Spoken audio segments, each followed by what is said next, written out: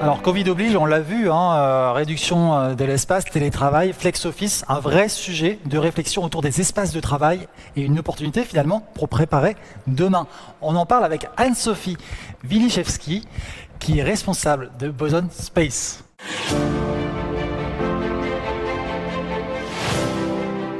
Bonjour à tous, je suis Anne-Sophie Winiszewski d'une entreprise qui s'appelle The Boson Project. Aujourd'hui, on a 10 minutes ensemble, donc 10 minutes c'est assez court et en même temps c'est assez génial parce qu'on va parler d'un sujet passionnant qui est l'espace de travail et surtout comment est-ce qu'on profite de la réflexion autour des projets immobiliers et de ce retour au bureau pour réfléchir à nos modes de fonctionnement et surtout réfléchir à des modes de fonctionnement qui rassemblent les salariés et qui leur ressemblent. Rapidement peut-être pour que vous sachiez qui vous avez en face de vous. Donc The Boson Project, c'est un cabinet de conseil. C'est une équipe de 20 personnes et donc nous on travaille sur des sujets de transformation. Donc notre métier, mon métier, c'est de travailler sur le travail, ses évolutions et surtout ce que ça implique pour des entreprises qui sont en train de se réinventer, pour des entreprises qui sont en train de mettre en cohérence en fait des projets business avec des projets humains. Donc ce métier, on le fait avec une approche assez militante parce qu'en fait on est convaincu que ce sont les salariés qui font l'entreprise, que ce sont les salariés qui donnent de la vie en fait à l'entreprise et c'est la raison pour laquelle on les met au cœur de ces projets structurants pour qu'ils puissent les porter, pour qu'ils puissent s'en emparer et surtout pour que l'entreprise devienne un lieu d'aventure collective. Donc ce qu'on observe pour ces salariés, c'est qu'ils sont surtout conditionnés par un environnement qui soit managérial, organisationnel, mais aussi surtout le sujet d'espace. Parce que l'espace, ça induit des pratiques, ça induit des comportements qui sont assez implicites.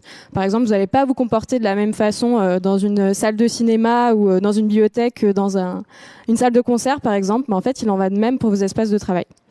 Donc c'est la raison pour laquelle chez les Bosons on s'est intéressé à ce sujet il y a 4 ans maintenant comme étant en fait un catalyseur de transformation ou alors au contraire potentiellement un inhibiteur. Donc notre job en ce moment et plus que jamais c'est d'accompagner des DRH, des chefs d'entreprise, des directions immobilières qui se posent des questions structurantes par rapport à leurs espaces de travail et surtout à leur mode de fonctionnement. Donc moi ce que j'aimerais faire là pendant les 7 minutes 41 qui me restent, c'est surtout vous partager nos pistes de réflexion chez les Bosons pour faire de ce moment un vrai moment de réunion en fait et surtout se dire voilà qu'est-ce qui nous rassemble aujourd'hui et pour demain. Donc faisons le bilan, qu'est-ce qui s'est passé en fait depuis 1 an, qu'est-ce qui a changé? Donc voilà, petit retour en arrière, il y a 1 an, le temps c'est juste arrêté pour les entreprises. Donc ça a précipité tout un tas de questionnements sur nos essentiels, des questionnements qui étaient profondément individuels et qui sont venus en fait impacter l'entreprise. Donc on s'est posé des questions sur notre rapport au travail, on s'est posé des questions sur notre rapport aux autres, aux interactions qu'on voulait entretenir, on s'est posé des questions sur notre rapport au temps, parce qu'il y a des rythmes qui ont changé. Et surtout, on s'est posé des questions sur notre rapport à l'espace, puisque le travail s'est engouffré petit à petit dans nos appartements, dans nos maisons, dans des tiers-lieux pour certains. Et en fait, tous ces changements, ils sont venus impacter l'entreprise. Donc, nos rythmes de vie ont évolué, nos modes de collaboration ont évolué. On s'est rendu compte pour la première fois, je vais dire, qu'en fait, on avait en face de nous des hommes, des femmes, des gens avec des situations différentes, des gens avec des émotions différentes. Et les managers ont été amenés en fait à gérer ces situations pour faire perdurer l'activité finalement. Et ce fameux espace de travail, lui, il s'est fait percuter, pareil, éclater entre la maison, entre le bureau et d'autres lieux. Donc tout ça pour dire quoi? Tout ça pour dire qu'en fait, il y a l'émergence aujourd'hui d'un vivre autrement, d'un travailler autrement, et surtout, en fait, d'un nouveau pacte sur lequel on ne pourra pas revenir en arrière. Et ce nouveau pacte aujourd'hui, il se base en fait sur 3 éléments. C'est le confort, l'authenticité dans les relations et surtout la possibilité de choisir. Ça, c'est quelque chose d'indéniable. Donc, je vous parle de tout ça aujourd'hui parce qu'on demande aux entreprises de répondre à ces questions fondamentales et d'aller en fait au-delà du simple projet économique finalement. C'est des choix qui vont être engageants pour les chefs d'entreprise, pour les directions immobilières, pour les RH. Et donc des choix engageants, mais qui restent dans un environnement incertain.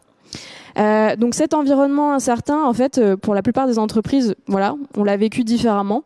Il y en a certaines qui, je pense à des Apple, je pense à des Twitter, je pense à des PSA, qui avaient déjà des politiques en place et qui les ont accélérées, qui ont profité de la situation pour agir, et d'autres en fait qui se sont laissés l'occasion en fait de ce moment pour pour réfléchir, pour observer la situation. Donc là, on quitte un moment où on observait la situation à un moment où les entreprises agissent et réfléchissent en fait à leur vision d'entreprise et à leur mode de fonctionnement. Donc elles se posent des questions. Donc est-ce que si mes salariés sont en télétravail 2 jours, est-ce que ça veut dire qu'en fait il faut libérer des espaces? Est-ce que si on doit déménager dans un immeuble de 6 étages et que j'ai des espaces sous-exploités, comment est-ce que je fais finalement?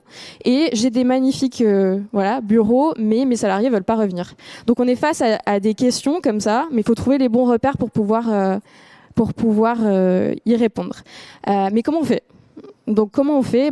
Il y a une réponse qui est finalement assez simple, c'est un exercice d'introspection collective, un exercice de projection. Donc en fait, là l'idée c'est de faire un bilan en famille pour comprendre à la fois ce qu'implique intrinsèquement la mission de l'entreprise, son activité. Si je prends un exemple, on a un Carrefour qui est un acteur de la grande distribution et de l'alimentaire pour qui la dimension de proximité est ultra présente. Mais qu'est-ce que ça veut dire ça? Comment est-ce que ça se traduit dans des modes de fonctionnement incarnés au quotidien? Donc la mission de l'entreprise, 2, la spécificité de chaque métier. Qu'est-ce qui fait que si je suis fonction support d'un grand groupe international basé à Paris et que je passe ma journée avec des gens qui sont à Amsterdam et à Londres, je vais avoir envie de revenir au bureau. Et quels en sont mes besoins? Voilà. Donc réfléchir aussi aux rituels d'entreprise qui sont super importants pour la vie de cette organisation. Voilà. Donc on démêle la pelote et on revient aux bases des bases, c'est-à-dire qu'on interroge les équipes, on reste en prise avec l'existant, avec le réel et les usages réels du bureau et surtout du télétravail. Parce que c'est elles qui ont la réponse finalement. C'est ça le grand apprentissage. Donc nous, chez les Bosons, ce travail-là, on le fait en menant des entretiens, en menant des questionnaires, et ce qui nous permet de faire un bilan de ce diagnostic interne de l'entreprise. Et ce diagnostic interne, c'est important aussi de pouvoir le confronter à ce qui se passe ailleurs, dans d'autres entreprises, semblables si possible, et de voir quelles sont les décisions en fait qui sont prises à côté, pour simplement s'inspirer des bonnes pratiques et surtout nourrir l'échange, et essayer un peu de se tirer vers le haut. Et donc une fois qu'on a ces deux faces en tout cas de la pièce, là alors on pourra formaliser à la fois une vision sur le travailler de demain et à la fois en déduire des scénarios immobiliers pour l'aménagement. Donc en fait, la leçon là-dedans, c'est que la réflexion sur les espaces, elle part des enjeux humains et elle va aller nourrir ces décisions spatiales. Donc voilà, le bilan, s'il y avait qu'une chose à retenir de cette intervention, c'est qu'en ce moment, on est face à des décisions assez court-termistes et en même temps, il faut continuer à nourrir cette vision pour le travail de demain, parce que c'est ça qui finira par porter les entreprises et surtout aussi à donner des ambitions à la relance qui arrive. Et donc pareil, dernier message, c'est que les entreprises, c'est aussi un lieu d'aventure collective, qu'on est un peu dans le moment où en fait on peut se poser ces questions avec le reste des salariés. C'est engageant. Néanmoins, ça permettra dans ce temps-là d'avoir vraiment en tout cas une aventure qui ressemble à chacun, qui vous ressemble et surtout qui nourrisse un projet intéressant au-delà de la réduction des mètres carrés.